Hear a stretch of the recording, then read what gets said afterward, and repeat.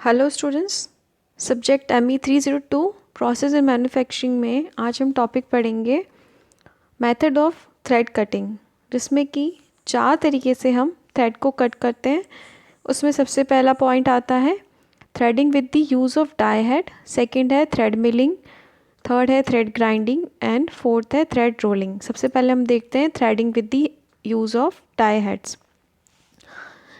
जो die heads इसमें use आते हैं उसमें हम सेल्फ ऑपरेटेड टूल्स होते हैं जिनका यूज़ एक्सटर्नल थ्रेड्स काटने के लिए किया जाता है।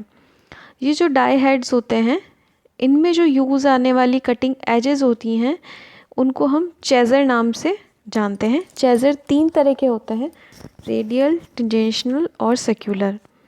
रेडियल चेज़र्स को हम लोग सेल्फ ओपनिंग डाई हेड के अंदर फिट करके और यूज़ करते हैं। इसी तरह से हम टेंजेंशनल और सर्कुलर को यूज़ करते हैं। हम डायग्राम में देखते हैं कि इनकी अरेंजमेंट कैसी होती है।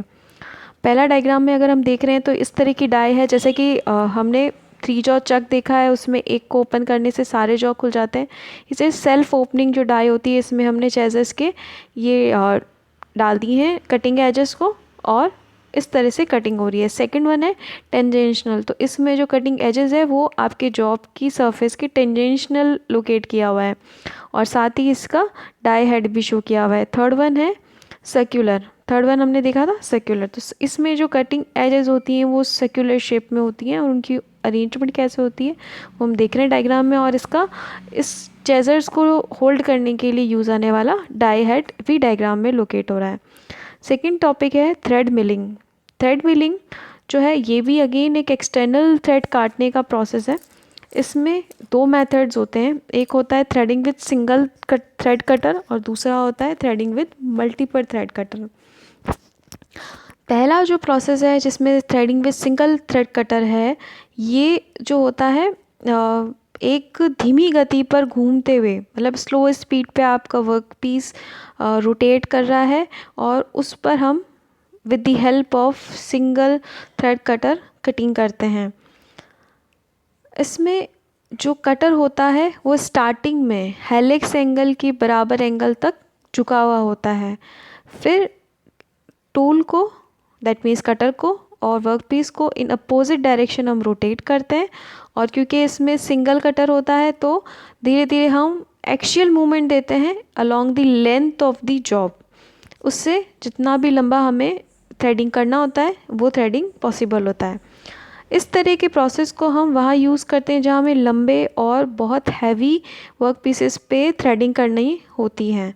जैसे फॉर एग्जांपल हमने लेथ मशीन में देखा था लीड स्क्रू। उसके बाद में इसकी जो सेकंड प्रोसेस है, सेकंड मेथड है, उसमें हम बहुत अगर कोई शॉर्ट लेंथ के अंदर और बहुत हार्ड कोई मटेरियल है उसमें हमें थ्रेड कट करना है और अगर उसके अंदर जो थ्रेड कटिंग है वो किसी और प्रोसेस से पॉसिबल नहीं है तब हम ये मेथड यूज़ करते हैं। इस मेथड में आप अगर डायग्राम के अंदर देखोगे तो नीचे आपका वर्क पीस है और ऊपर कटर है, तो कटर में उतनी लंबाई जितनी आपको जॉब में चाहिए उससे थोड़ा सा एक्सिस 2 या 3 पिच एक्सिस कटर उतना चौड़ा बना हुआ होता है और हम उसमें अपने वर्क पीस में उसको इंसर्ट उसके साथ में रोटेट करते हैं और धीरे धीरे उसमें फीड देकर और उसमें थ्रेड कटिंग करते हैं।